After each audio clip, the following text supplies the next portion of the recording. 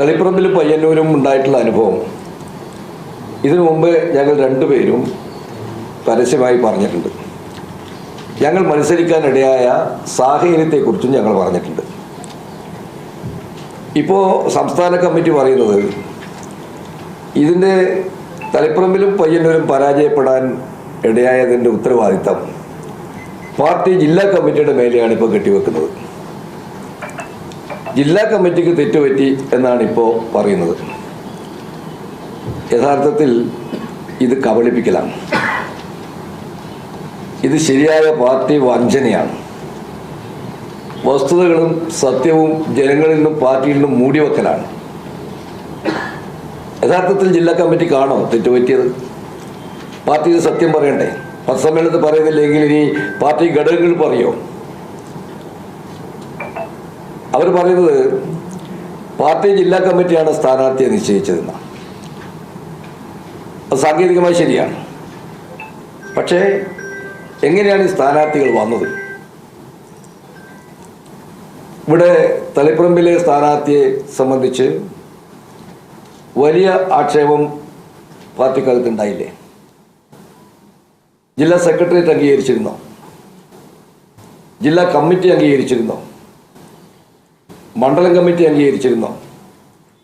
ഏതെങ്കിലും ഒരു പാർട്ടി ഘടകം ഈ സ്ഥാനാർത്ഥി അംഗീകരിച്ചിരുന്നോ? എന്നിട്ടും എങ്ങനെ ആ സ്ഥാനാർത്ഥി മത്സരരംഗത്ത് വന്നു? ആരാണ് അതിൻ്റെ ഉത്തരവാദി? ആരാണ് ആ സ്ഥാനാർത്ഥിയെ നിർദ്ദേശിച്ചത്? സ്വയം പ്രശ്നമായി പരിശോധിക്കണ്ടേ? ജില്ലാ കമ്മിറ്റിക്ക് തെറ്റുപറ്റിയോ? ജില്ലാ കമ്മിറ്റി 2-3 പേരൊഴിച്ച് എല്ലാവരും ഈ 2 സ്ഥാനാർത്ഥിയെ എതിർത്തല്ലോ. ആ കമ്മിറ്റികളിൽ ഗോവിന്ദ മാഷുണ്ടല്ലോ, സംസ്ഥാന സെക്രട്ടറി. സെക്രട്ടേറിയറ്റിലും ജില്ലാ കമ്മിറ്റിയിലും സംസ്ഥാന സെക്രട്ടറി ഉണ്ടല്ലോ. ആ ജില്ലാ കമ്മിറ്റിയിൽ അധ്യക്ഷം വഹിച്ച ഒരാളാണല്ലോ ഞാൻ. എൻ്റെ അടുത്താണല്ലോ ഗോവിന്ദ മാഷ് ആ കമ്മിറ്റിയിൽ ഇരുന്നത്. മാഷ് മുഴുവൻ കേട്ടിട്ടുണ്ടല്ലോ. ആ ജില്ലാ കമ്മിറ്റിക്ക് തെറ്റുപറ്റിയോ? ആ ജില്ലാ കമ്മിറ്റിക്ക് ഒരു തെറ്റും പറ്റിയിട്ടില്ല. ശരിയായ രീതിയിലാണ് പാർട്ടി ജില്ലാ കമ്മിറ്റി പറഞ്ഞത്. പക്ഷേ അനുസരിക്കാൻ നിങ്ങൾ തയ്യാറായോ? ഒരു കാരണവശാലും പയ്യന്നൂർ ആ സ്ഥാനാർത്ഥിയെ നിർത്തരുത് എന്ന് പറഞ്ഞില്ലേ? ആ സ്ഥാനാർത്ഥിയെ നിർത്തുന്നത് ജനങ്ങളോടുള്ള ഒരു വെല്ലുവിളിയായിരിക്കും. നിങ്ങൾ കേട്ടോ? അപ്പോൾ ജില്ലാ കമ്മിറ്റിക്കാ രക്ഷ പറ്റിയത്?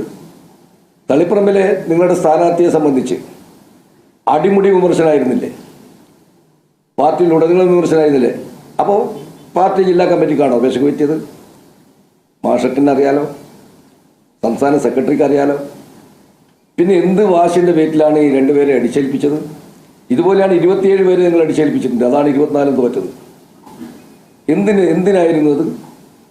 എന്നിട്ടിപ്പോൾ റിവ്യൂ റിപ്പോർട്ടിൽ പറയാണ് ഇത് ജില്ലാ കമ്മിറ്റിക്ക് പെശക പറ്റിയെന്ന്. ഇനി അങ്ങോട്ട് പറയാൻ പോണതാണ് ധാരബലിയാടാക്കാനാണ്. പക്ഷെ ഒരു കാര്യം വ്യക്തമാക്കണം, ആരാണ് ഈ സ്ഥാനാർത്ഥിമാരെ നിശ്ചയിച്ചത്, നിർദ്ദേശിച്ചത്? ആ നിർദ്ദേശിച്ച ആൾ ജില്ലാ സെക്രട്ടറി ആണല്ലോ.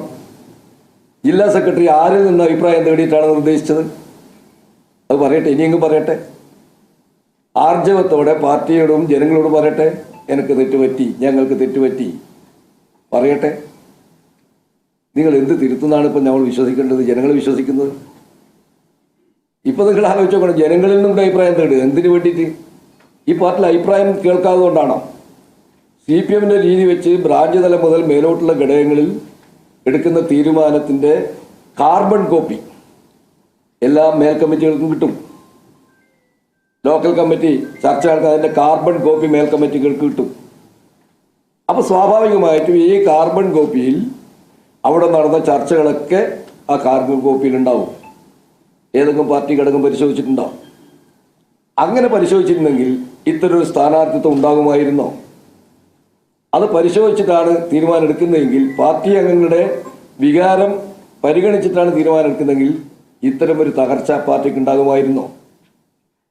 അപ്പോൾ ഇതിൻ്റെ ഉത്തരവാദി ആര്? ഇതിൻ്റെ ഉത്തരവാദി നിങ്ങളാണ്, നേതൃത്വമാണ്. ഇവിടെ പാർട്ടിയിൽ വിശ്വാസ്യത നഷ്ടപ്പെട്ടിട്ട് ഇപ്പോൾ റിവ്യൂവിൽ അതിവിചിത്രമായ ചില കാര്യങ്ങൾ ഈ റിവ്യൂവിൽ പറയുന്നുണ്ട്. അതിൽ തോൽക്കാനുള്ള ഒരു കാരണം പറഞ്ഞിട്ടുള്ളത് ഇവിടെ വെള്ളാപ്പള്ളി നടേശനെ കുറിച്ചാണ്. നടേശനെ കയറ്റിയതിനെ കുറിച്ച് ന്യായീകരണം നടേശൻ ഇങ്ങനെ നടന്നു പോവുകയാണ്. അപ്പോൾ അങ്ങനെയാണ് മുഖ്യമന്ത്രിൻ്റെ വാഹനം വരുന്നത്. അപ്പോൾ അദ്ദേഹത്തെ അതിലേക്ക് കയറ്റി. ഇതാണല്ലോ നിങ്ങളെ വ്യാഖ്യാനം. അങ്ങനെയാണോ ജനങ്ങൾ വിശ്വസിക്കുന്നത്? നടേറ്റൻ മുസ്ലിം ന്യൂനപക്ഷത്തിനെതിരെ പറഞ്ഞ കാര്യങ്ങൾ, ആ പറഞ്ഞ കാര്യങ്ങളെ എതിർക്കാൻ നിങ്ങൾക്ക് ധൈര്യം ഉണ്ടായോ? ആരെങ്കിലും എതിർത്തോ? മുഖ്യമന്ത്രി എതിർത്തോ? ഗോവിന്ദമാഷ് എതിർത്തോ? ജനങ്ങൾ അപ്പോൾ വിശ്വസിച്ചില്ലേ? നടേശൻ്റെ വർഗീയ വിഷം തുപ്പുന്ന ആ നിലപാട് വന്നപ്പോൾ ആ നിലപാടിനെതിരെ ഒരക്ഷരം ഉരിയാടാൻ പാർട്ടി സെക്രട്ടറിക്കോ മുൻ മുഖ്യമന്ത്രിക്കോ സാധിച്ചോ? അതിനെ ന്യായീകരിക്കില്ലേ? അങ്ങനെയുള്ള ഒരാളെയും കയറ്റിയിട്ടാണല്ലോ മുഖ്യമന്ത്രി പോകുന്നത്. എങ്ങനെയാണ് നിങ്ങളെ ന്യൂനപക്ഷങ്ങൾ വിശ്വാസത്തിലെടുക്കുക? കേരളത്തിലെ മതേതര മനസ്സിനെ വ്രണപ്പെടുന്ന നിലപാടല്ലേ നിങ്ങൾ സ്വീകരിച്ച് ആ റിവ്യൂ റിപ്പോർട്ടിൽ പറയുന്നത്?